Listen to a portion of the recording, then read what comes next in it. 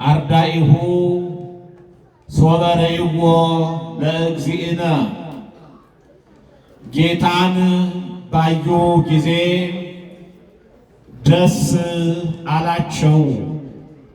የጌታችን የአምላካችን የመድኃኒታችን የኢየሱስ ክርስቶስ ቅዱስ ወንጌል ከ12ቱ ሐዋርያት አንዱ የሆነው ወንጌላዊው ቅዱስ ዮሐንስ እንደጻፈው ምዕራፍ 20 ቁጥር 20 ላይ ያለ ኃይለ ቃል ነው። ጌታን ባዩ ጊዜ ደስ አላቸው። ለትንሽ ደቂቃዎች የምንነጋገርበት የምንማማርበት የትምህርታችን ርዕስ ነው። የምስጢርና የእውቀት ባለቤት የአባቶቻችን የቅዱሳን ሁሉ አምላክ እግዚአብሔር ለአባቶቻችን ለነቢያት፣ ለሐዋርያት፣ ለሊቃውንተ ቤተ ክርስቲያን ምስጢሩን የገለጠ ለእኛም እንዲገልጥልን እውቀቱን ማስተዋሉን እንዲያድለን ቅዱስ ፈቃዱ ይሁንልን። ጌታን ባዩ ጊዜ ደስ አላቸው።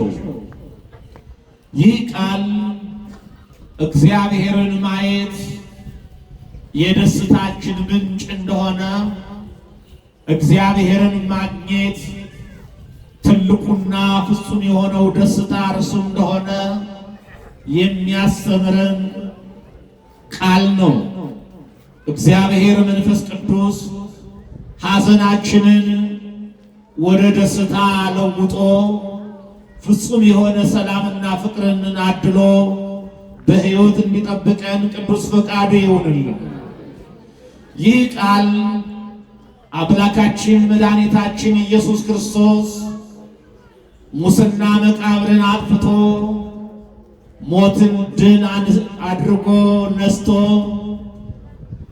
ሐዋርያት አይሁድን ስለመፍራት በራቸውን ዘግተው ያዝኑና ይተክዙ በነበረበት ሰዓት በመካከላቸው በተገለጠበት ሰዓት ያገኙትን ደስታ ያገኙትን ፍጹም ሰላም የሚነግረን ቃል ነው።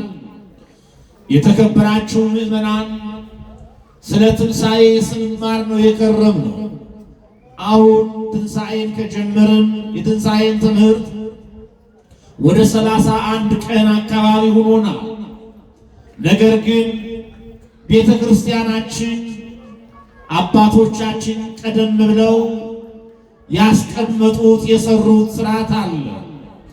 እኛ ያን ይዘን መጠቀም ነው የኛ ድርሻ። በመሆኑ ከትንሣኤ ጀምሮ እስከ 40 ቀን እስከ ዕርገቱ ባለው የሚነገረው ነገረ ትንሣኤው ነው።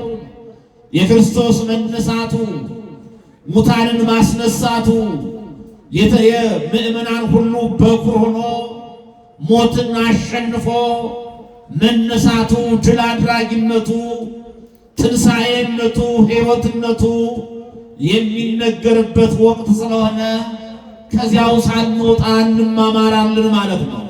እግዚአብሔር አሁንም ከሁላችን ጋር ይሁን። እግዚአብሔር ወደዚህ ምድር እንዲመጣ ያስገደደው ለሰው ልጆች ያለው ፍቅር ነው። ምእመና ቤተ ክርስቲያን ሁልጊዜም እንደምትለን ይህን ዓለም ካለመኖር ወደ መኖር ከፈጠረ ካመጣ በኋላ ካለመታየት ወደ መታየት ከገለጠው በኋላ እግዚአብሔር ይህን ዓለም እንዲገዛ እንዲያስተዳድር አደራ የተሰጠው ለሰው ልጅ ነው። ያን የሰው ልጅ የተፈጠረው በእግዚአብሔር አርአያና አምሳል ነው። እግዚአብሔር ሌሎቹን ፍጥረታት ሲፈጥር እንዲሁ በአርምሞ የፈጠራቸው አሉ፣ በቃል የፈጠራቸው አሉ። እግዚአብሔር የሰው ልጅ ግን የፈጠረው በእጁ ነው። የሰው ልጅ የእግዚአብሔር የእጁ የሥራ ውጤት ነው። ምእመና የክርስቶስ ተግባረ እዶች እኛ ነን። የእጁ የሥራ ውጤቶች እኛን እግዚአብሔር ሰውን በእጁ ሲፈጥረው እንዲሁ ሳይሆን በአርአያውና በአምሳሉ እሱን አስመስሎ ነው የፈጠረው። እርሱን አስመስሎ የፈጠረው መልኩን የሰጠውን የሰው ልጅ እፍ ብሎ የሕይወትን እስትንፋስ ሰጥቶ በልጅነት አክብሮ ሁልጊዜ ደስታ፣ ሁልጊዜ ሰላም፣ ሁልጊዜ ዝማሬ ባለበት ቦታ በኤደን ገነት ነው ያስቀመጠው። የሰው ልጅ ይህን ክብር ይዞ ሲኖር ነው። የሰው ልጅ በዚህ መልክ እየተዳደረ እያለ ነው ጥንተ ጠላት ዲያብሎስ ወደ ሰው ልጅ ሂዶ የሐሰት ወሬ አውርቶ ሰውና እግዚአብሔርን አጣላ፣ ሰውና እግዚአብሔርን ለያየ። ያኔም ሰውና እግዚአብሔርን ያጣላ ሰይጣን ነው።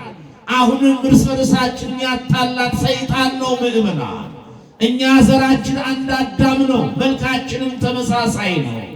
ለሁላችንም ሁለት ዓይን አለን፣ ሁለት እግር አለን፣ ሁለት እጅ አለን። እግዚአብሔር በሁሉ ነገር ተመሳሳይ አድርጎ ነው የፈጠረው። ነገር ግን ተመሳሳይ የሆኑ ፍጥረቶች እንዳንመሳሰል በሰላም እንዳንኖር የሚያደርገን ጥንተ ጠላታችን ዲያብሎስ ነው። ስለዚህ ነው የዲያብሎስን ሥራ ሊያፈርስ እግዚአብሔር የእኛን ሥጋ ለብሶ የእኛን ሥጋ ተዋህዶ ተገለጠ። ሰይጣን በሥጋ ከሲ ተሰውሮ ሰውን አሸነፈው። እግዚአብሔር ደግሞ የሰውን ሥጋ ለብሶ ሰውን ለማዳን ወደዚህ ምድር መጣ። ከሦስቱ አካል አንዱ አካል፣ ከሦስቱ ቅዱስ አንዱ ቅዱስ እግዚአብሔር ወልድ ከእናታችን ከእመቤታችን ከቅድስት ድንግል ማርያም ከሥጋዋ ሥጋን ከነፍሷ ነፍስን ነስቶ በዚህ ምድር ላይ ተመላለሰ፣ በዚህ ምድር ላይ ቆየ። ከዚህ በኋላ ነው እግዚአብሔር የማዳን ሥራውን ከማጠቃለሉ በፊት በዕለተ ሐሙስ ረጅሙን ትምህርት አስተምሯል። የሐዲስ ኪዳንን ሥርዓት ሰርቷል።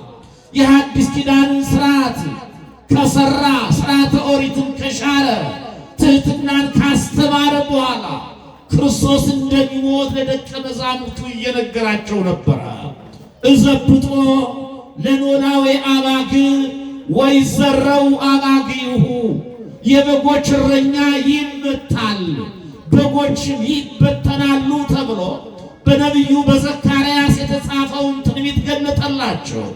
እረኛችሁን እያዛለሁ፣ እረኛችሁን እሞታለሁ፣ በጎች እናንተ ትበታተናላችሁ፣ ከኔ ትርቃላችሁ ብሎ እግዚአብሔር የእርሱን መሞት የደቀ መዛሙርቱን መፍራት የእርሱን መሞት የዓለምን ሕይወት ማግኘት በነገራቸው ሰዓት ነው እንዲህ አላቸው።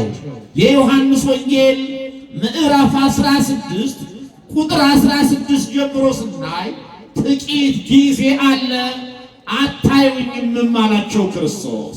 ደግሞ ጥቂት ጊዜ አለ ታዩኛላችሁ፣ ወደ አብ እሄዳለሁና አላቸው። ጥቂት ጊዜ አለ አታዩኝም። ምን አትሉኝም? ለጥቂት ጊዜ አታዩኝም አላቸው ክርስቶስ። ይህ አስደንጋጭ ነው። ለሐዋርያት ይህ አስፈሪ ነው። ምእመናን ክርስቶስን ለጥቂት ጊዜ ማጣት ከክርስቶስ መለየት መሞት ነው። ምክንያቱም አሳ ከባህር ከወጣ በኋላ